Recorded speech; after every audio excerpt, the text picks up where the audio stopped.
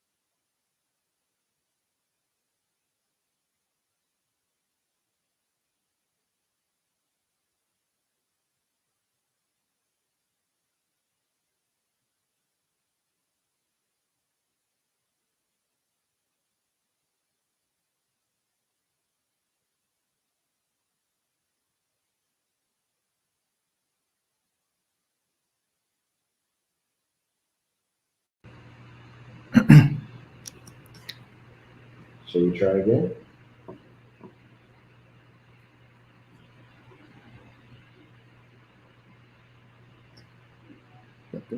All right. I'm being told that we're good. I see some of you mentioned there was no sound, and I see it. Okay, that's better. We can do like the old Hulk Hogan, wrestling ear. I certainly grew up watching Hulk Hogan wrestling ear. So I get to take two to start over with you guys and just say how I introduced it before. We always appreciate you tuning in to these live Q&As. It's an opportunity to tell you about what's happening in Washington or back home in the district in Palm Beach, Martin, and St. Lucie counties or around Florida, and just try to get you answers to things that are happening. Always appreciate your all's engagement, and like and subscribe if you want to know when these things are happening in the future. We'll make sure to put up our office phone numbers, things like that, so that you have all the information that you need if there's something that we can help with. First item that I want to discuss in Washington this week, Water Resource Development Act. I, on purpose, sit on the committee that handles the Water Resource Development Act roughly every 2 years. It was the number one ask that I made when I came into Congress. Please put me on the Committee of Transportation and Infrastructure, because that is the number one committee to deal with our local infrastructure issues like Lake Okeechobee. It's discharges, the U.S. Army Corps of Engineers that handle those discharges. So a couple of weeks ago, we passed that bill through the Committee of Transportation and Infrastructure.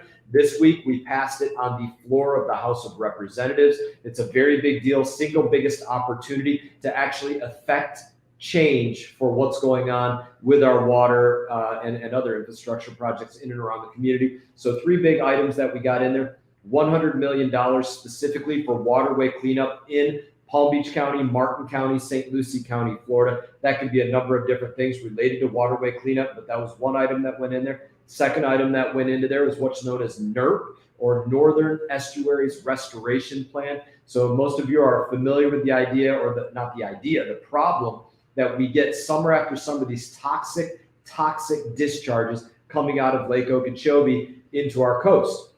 Well, there are efforts that have been done. I've spearheaded them over the years to reduce those toxic discharges and end those toxic discharges. But the Corps of Engineers has never actually had a plan, a designated plan in place to say, we are going to meet the mission of ending all toxic discharges to the St. Lucie, all harmful discharges to the St. Lucie and other northern estuaries like Charlotte Harbor and the Caloosahatchee and other places. They don't have a plan to literally accomplish ceasing to harm all of our communities. And now, because of the Northern Estuaries Restoration Plan, they will be required to actually have a plan to end them in totality, totally fix the problem, so that henceforth and forever, we never have to speak about it again in our lives, which would be something that we'd all love to never have to worry about. The restaurants on the water, people love that love to go out there and boat or jump off their dock or just want to see their home values not be depreciated, you name it. That will ultimately be fixed. So very proud of that piece of it. Third and final piece of WRDA, there were other things, but third major thing that we got through WRDA was I'm a soldier, right? I'm a soldier, very close to my heart, anybody that put on a uniform in defense of our country. And so when you think of the Corps of Engineers, you have to also understand that is the military, that is the U.S. Army. They have civilians that work for them, and they have uniformed military personnel that work for them. And a lot of times, there are people that work for them out at, say, Port Mayaca Lock and Dam on Lake Okeechobee. They will be working out there for their shift of 8 or 10 hours a day directly on top of the water, right on a lock and dam structure. And directly beneath them, they're breathing this in for 8 or 10 hours a day for weeks or months at a time. They're breathing in this toxic air from those toxic algal blooms that last year measured over 100 times too toxic. So what did we get through in the WRDA bill? It was a demand that the Army put a letter into the file of these service members that have to work on that notes their exposure to this poison, to this toxin. Why is that such a big deal for a service member? Well, you think about our soldiers from Vietnam that were exposed to Agent Orange, or those that were exposed to burning oil fields in the Gulf War, or burn pits in Iraq and Afghanistan that have been exposed to these airborne hazards. But then you get to the time that you're leaving the military and you're trying to get all of the things that have gone on with your health to be recognized by the military for your compensation. But they're saying, we don't have any record of that. We don't really realize that was any kind of problem in your life, or that there was something that might have affected you in this way. So having a letter put in the file of these people that work on top of that poison, it's a big deal for their health and for what happens for them when they are moving on, retiring from the military, things like that. If they're having liver issues, kidney issues, Alzheimer issues, things like that, they shouldn't be exposed to it at all. But it's also important that it be noted what they are exposed to. So that's a little bit on Water Resource Development Act. I want to talk about another water issue in the state, and this is at the state level. This happened with Governor DeSantis this week, SB 2508. And this was a bill that literally would have undone years of work to help clean up our waterways, years of work to help prevent toxic discharges into the St. Lucie, into the Caloosahatchee. Governor DeSantis vetoed this SB 2508. And I like to think that he did it because he didn't want to see that destruction of our waterways, of our environment. He didn't want to see a raising of the levels on Lake Okeechobee, so that in doing something that would result in more toxic and harmful discharges out to our coasts, again, out to those businesses and those homeowners and those residents that just want to enjoy a Florida way of life without being poisoned. That's not too much to ask. That's the most basic level of good governance, that your government not poison you. And it is by the hand of the Corps of Engineers that this happens. So Governor DeSantis, thank you very much for vetoing 2508. I salute you, my brother in arms, and couldn't say enough about appreciating you as our incredible governor of our state. I want to move on to another piece of legislation, biggest piece of legislation moving through Washington, D.C. this week. It was labeled the Protecting Our Children Act. This was all about restrictions on gun ownership in a number of different ways. One of the things that this would do, and I voted against this piece of legislation, it was a very bad piece of legislation. This would have criminalized the way that you store your firearms in your home, telling you that you can't keep one in your drawer for protection, or maybe if your gun cabinet has glass on it, you can't have a gun cabinet with glass on it, or you have to have this kind of government demanded lock on your firearms. It would put severe restrictions on how you choose to protect yourself. It would have said that you had to change the age for pretty much any semi-automatic rifle that can be purchased, that you have to be 21 years of age to buy that rifle. So you'd have to go back in time and tell 20-year-old or 19-year-old Brian Mast, who's in the military service, defending his country. Well, I can defend my country. I can risk my life and my limb, but I can't defend my home and my family the way that I see fit. Terrible legislation. And the list goes on for things that were in this piece of legislation that were bad. I did not vote on this legislation. It was not a good piece of legislation. And I think it really goes to the biggest difference of what's going on in Washington right now between Democrats in the House of Representatives and Republicans in the House of Representatives. Probably one of the most important things I could reflect on and say, and that is to say this, that the Democrats here in the House of Representatives, they don't believe in you. You are we the people. They don't believe in we the people. They don't trust we the people to have the First Amendment and your freedom of speech. They don't trust you to have that. They want Twitter to censor you so that you don't have the freedom of speech. They don't believe in your Second Amendment right to defend yourself from tyranny, a well-regulated militia for the purpose of a free state, the right of the people to keep and bear arms shall not be infringed. They don't believe in we the people's right to do that. They don't believe in the Fifth Amendment and your right to go out there and protect your due process. This is the most fundamental difference in those that believe in you. We believe in you. I believe in we the people. I believe in you. And Democrats here in the House don't believe in you. And I think that's a very important thing to reflect on. I certainly reflect on that. So next piece of not legislation, but very important for the community right now, something that could, and I don't say this lightly, destroy our community.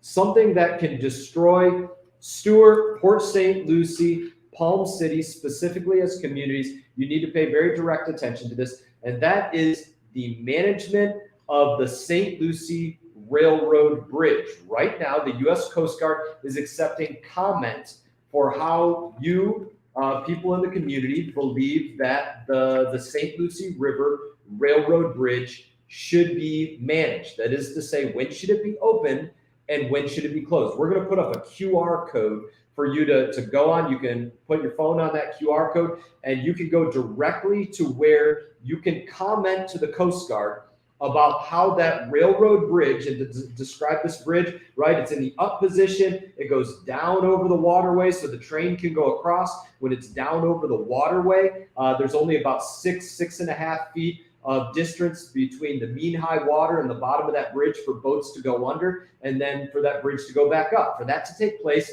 it takes really no less than 15 minutes, in most cases more than 20 minutes, for that to go up, down, and back up so boats can go back through the waterway. Now, the Coast Guard is taking comment about how much time you think that the train bridge should be allowed to be down in that down position, because the Coast Guard manages this bridge over the waterway. And I can tell you what my comments are. I can't tell you what to say legally, but I can tell you what my comments are on how this bridge should be managed so it does not screw our community, which is what will happen if it's managed in the wrong way. This bridge, there's going to be about 46 of them going through our community every day. That'll be 12 to 14 freight trains going through every day and about 36 high-speed trains going through every day. Doesn't matter if it's freight or high-speed train, it still takes about 15 minutes for that train bridge to go up, down, and back up. So you can imagine there's basically the potential for no access for boaters to get out to the Atlantic from Palm City or Stewart or parts of Jensen Beach or Port St. Lucie. It restricts your access. So, and I'm going to make one other point before I say what my comments are on this. If you all are making comment on this, if you want to complain about the train, you're well within your right to do that, or complain about something that you don't like about it. You're within your right to do that. The most important thing that you can do, though, is comment on how you think this bridge needs to be regulated, needs to be ran. If you don't actually talk about, I believe that the train bridge should be managed this much time for boaters and this much time for the train, or this many hours, or this on holiday weekends, or this on regular weekends, then you put a comment in, but you didn't really accomplish affecting change. And so if you really want to affect change, the most important thing that you can do when you click that QR code is name the specifics to the U.S. Coast Guard about what you want. What are your specific wants for fairness and equity for us as a waterborne community? So here's what I believe, right? Right now, the train is pushing for, they get 45 minutes an hour to put that bridge down so you can't come through on a boat. And you as a boater or waterway user get a little tiny window of 15 minutes an hour to get through that waterway when a waterway does have the right of way. I think it should be the opposite of that. My comments reflect the opposite of that it should be 45 minutes an hour where that waterway is open for boaters and waterway users to traverse the waterways, and down 15 minutes for the train to go through. That's one of my opinions. Another one of my opinions is that the train people, like I said, they're asking for 45 minutes an hour in the down position. I also don't believe that they should be able to take 2 hours of time and butt up their times to one another. And here's what I mean. They shouldn't be able to take, if they got 45 minutes like they're asking for, the last 45 minutes of 1 hour period, and then the first 45 minutes of the next hour period, and then they actually have the train bridge down a total of an hour and a half, where you can't get boats to traverse those waterways. That is a potential for how that bridge could be managed if you do not comment with your specifics about how you think it should be managed. And I hope that you tell your friends and neighbors about this, and your spouses about this, and anybody, you know, in your family about this, to go on there and let the Coast Guard know how this should be managed. I also think that on the weekends and on holidays, there should be even more access for boaters. You think of the amount of boaters that are out there on Memorial Weekend or 4th of July weekend, or just weekends. It's drastically increased. I think there needs to be even more access for boaters on those kind of weekends. Another thing that I think is very important for me to comment, and you all should make your own comments, is there has to be clearly delineated hours. Now, this might seem stupid. Yes, we know that it's an hour from 12 a.m. to 1 a.m. and 1 a.m. to 2 a.m. and 2 a.m. to 3 a.m. We know that's common sense to all of us. But what the government needs to do is actually write that hours are measured from 12 to 1 and 1 to 2 and 2 to 3 and 3 to 4. Because if the government doesn't clear up that kind of ambiguity, then the schedule will be skewed in some kind of way to say, well, no, the hour window actually starts at this really obscure time.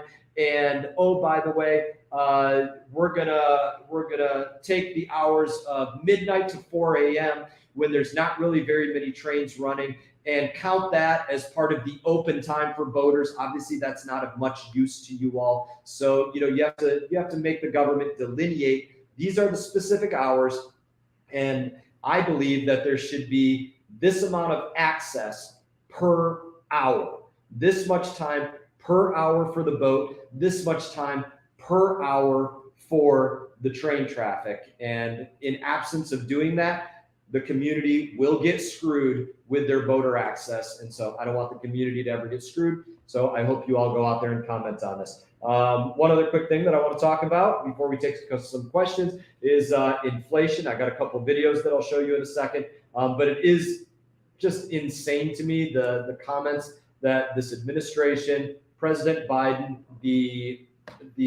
their speakers, whether it be their press secretary or secretaries of transportation or commerce or other offices, are making about how they can't do anything about inflation. They don't know anything about what's going on. It's just not true. So we're going to play you a couple videos to talk about how they're burying their head in the sand, and then we're going to talk about it briefly, and then we're going to take some questions. We also know that the price of gasoline is not set by a dial in the Oval Office. And when an oil company is deciding hour by hour how much to charge you for a gallon of gas. President Biden this week said he didn't learn about the severity of the infant formula shortage until April, but problems first emerged back at the Abbott plant back in October 2021. You're the Secretary of Commerce. When did you first learn of this problem? I first learned about it, a couple of months ago. So this is this is a difficult issue, but yes, probably April. I'm not involved in the administration's response here, I should say. President Trump can take action today to help alleviate the pain at the pump for Americans. Final price of gas under Obama, $2.36. Current price for gas under Trump, $2.92. So you see the administration making comments. Let's talk about gas as one of those. Number one, that, Chuck Schumer demanding President Trump at that time do something immediately, can do something today. Well, I believe that Washington, D.C.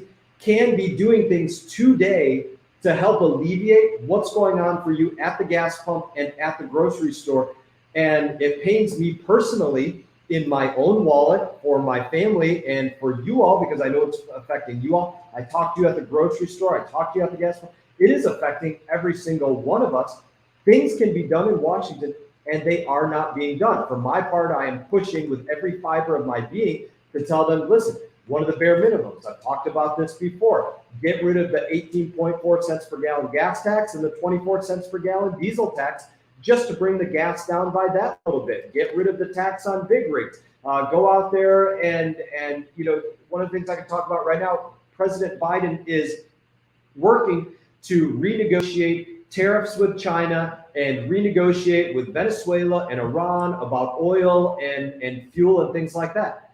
How about number one, President Biden renegotiates with the United States of America, renegotiates for the XL pipeline and getting that infrastructure project put into place? How about renegotiates so that we have America's energy and food needs secured from sea to shining sea, from the Atlantic to the Pacific? That should be the most basic provisions that the United States of America has the capabilities to meet and therefore does meet, but unfortunately is not. Washington can do things to alleviate this pressure, not just in the short term, but in the long term as well. And if Washington, D.C. does not act, there will continue to be long-term pressure on gas prices and on grocery prices, because there will not be new refineries coming online. There will not be new oil exploration coming online.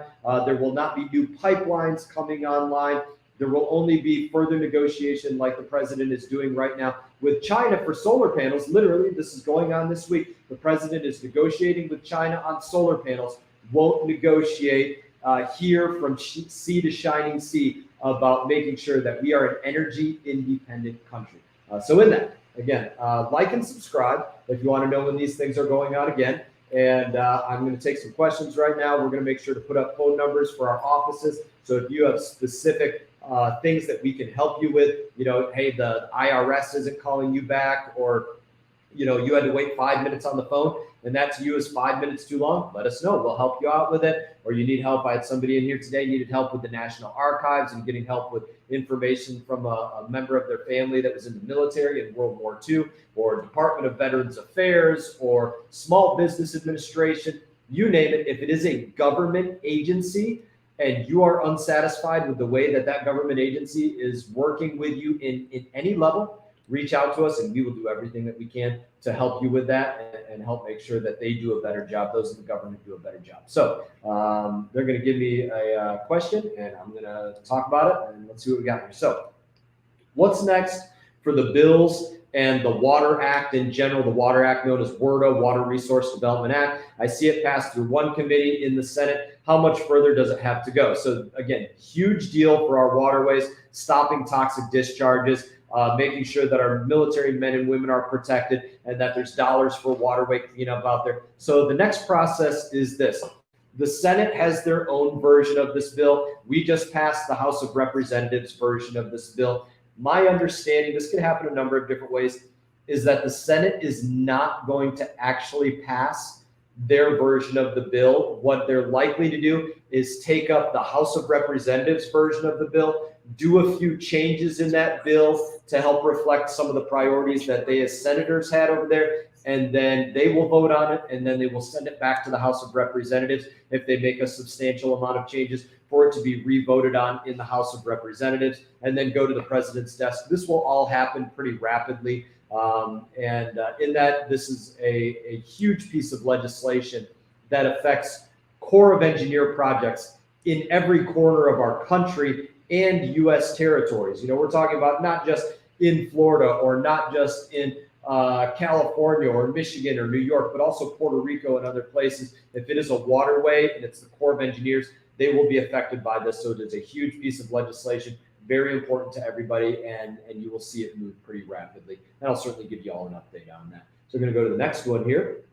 It says, what will Congress do to make sure that the president enforces the rule of law on the border if Republicans win the House? What will Congress do? I can tell you what Congress will do. I cannot tell you. I can maybe partially tell you what I think the president will do, which will be ignore what Congress focuses on doing. And I'm not just saying that to try to be snarky or something like this. I mean, I wish I had clips for this to show you. I'm going to try to get a clip for this for the next time we do one of these. But if you hear the administration talk about the border, here's what you'll hear them say. They'll say, listen, we believe that the border should be safe. We believe that the border should be humane. You will not hear them say that they believe the border should be secure. I've asked this in numerous committees, and why won't they say that? Because the border being secure it's not the goal of their policy. That will be the goal of the policy of Republicans in the majority of the House of Representatives, that you have a secure border, that you have clarity on what is going on with border policy in the United States of America, so that you do not have what is literally happening right now in countries like Guatemala and other countries in South and Central America, where you have the traffickers and the cartels running ads talking about how here's President Biden, or here's somebody in the administration. And because they said this, you can get into the United States of America, pay the cartel a couple $1,000s, and they'll get you to America, and they'll get you in America, and you'll be able to stay there. That's literally happening. So when the House of Representatives is in Republican control, there will be clarity about exactly what happens with things like Title 42. What are the requirements to come across the United States border? What are the requirements to get asylum? Will you have to stay in your country of origin in order to seek asylum? What will happen with the visa lottery? What will happen with Customs and Border Patrol and ICE and other agencies that need the support on the border, that are not getting support by this administration to do their job? Those things will change. That is my promise to you. And my speculation to you is that the administration will be very resistant to all of that. So that's a little bit on what's going on the southern border. I wish I could give you more positive news on that, but we are fighting a hostile administration when it comes to securing the border of the United States of America. And to put a fine point on this, you do have hundreds of thousands, if not millions, of people coming across our border illegally by any alias that they choose to make up. And then they're shipped across the country on your dime, and they're given healthcare on your dime. And Democrats were pushing for all of their legal fees to be covered on your dime also. That's also the truth. I had to vote on that at one point. And then they might show up to their first court appearance, because that's when they're going to get some vouchers for different things. And then after that, largely they don't show up to any future court appearances, because they know that's when they're going to get the deportation issued to them to go back to their country of origin, because they don't meet the requirements for asylum and other things like that. And that is how this system plays out again and again and again. And your tax dollars are paying to have them shipped off the border into cities and towns across Florida or other places around the country, brought to you by the Biden administration. So I'm going to do one more question here, and thank you guys for liking and subscribing and taking your time and giving me the honor to be your representative. It's humbling, to say the least. It's an absolute honor. And I always tell people, I recognize this is not my seat. This is not my office that I'm sitting in. This is your seat, and this is your office. I just have the honor of being able to sit in this for a window of time and represent our community, and I am very humbled by that. So next question.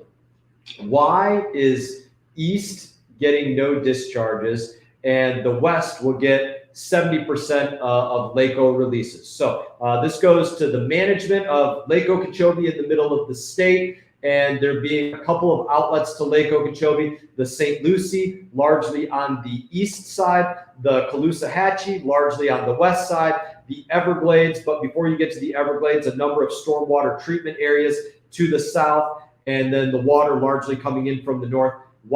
How and why does that management occur? So right now, the lake is under what's known as LORS, it's under LORS. And in the future, it's going to be under something known as LOSUM.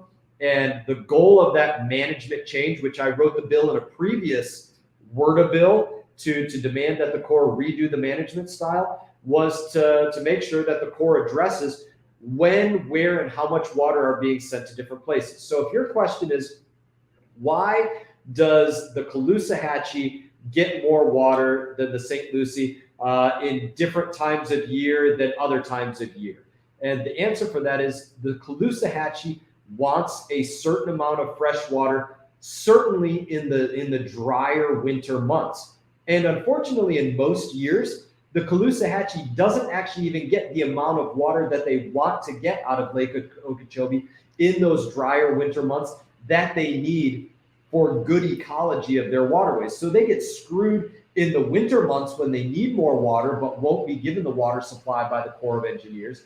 And then in the summertime, they might get water as well that they don't want because they've had more than enough rainwater to make for good ecology, and they don't need that water as well. On the East Coast, we need zero water out of Lake Okeechobee, and we derive zero benefit from water out of Lake Okeechobee. And this is one of the big things that I've always argued. The Corps of Engineers, when they're managing this, they'll go out there and they'll try to say, well, we just want to be fair to everybody, and we just want to make everybody whole. Well, listen, if the St. Lucie is still in the negative column, which we are, if we're getting any discharges, we are in the negative column. We derive no benefit. We're never in the plus column.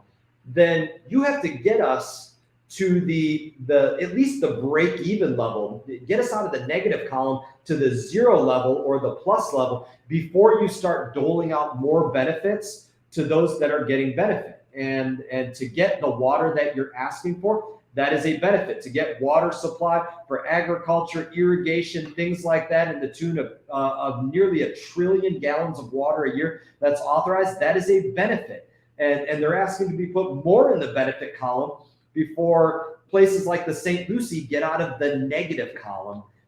And that's a little bit of what's going on with the management of that lake. So again, to just try to succinctly answer that question, why you might see more water going at one time to the Caloosahatchee than to the St. Lucie. In many cases, they are asking for more water for good ecology. To be clear, I advocate every single time I advocate for zero harmful discharges to the Caloosahatchee, zero. So it's a little bit different calculus because they want a certain amount of water on the Caloosahatchee, but I want the Caloosahatchee to have no harmful amounts of water going to them and no toxic or harmful amounts of water at all coming to the St. Lucie, which is different from the St. Lucie. Like I said, that amount is zero water at all coming to us. So hope I answered your questions on that. I think I went a little bit over time today, so I apologize to you all, but I do thank you all for paying attention. Again, we're going to put up our office numbers here. If you have an issue that you need help with, you can call whichever office that you want. It does not matter which office that you call, whichever one you feel most comfortable calling,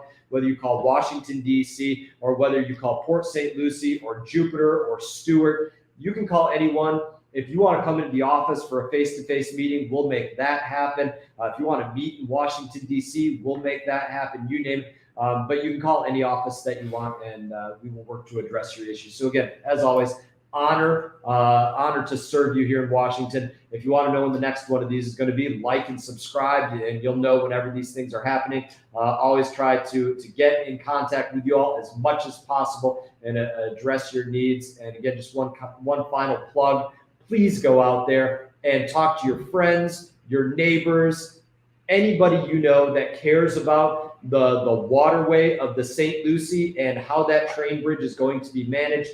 Click on that QR code, make a comment on specifics, specifically how you think that train bridge should be managed in each hour. You let the Coast Guard know your specifics. You can comment whatever you want, but if you don't say specifics on that, it'll be a little bit of a wasted comment. So again, I thank you all for the help on that, for defending your community, and I wish you all the best. Y'all take care.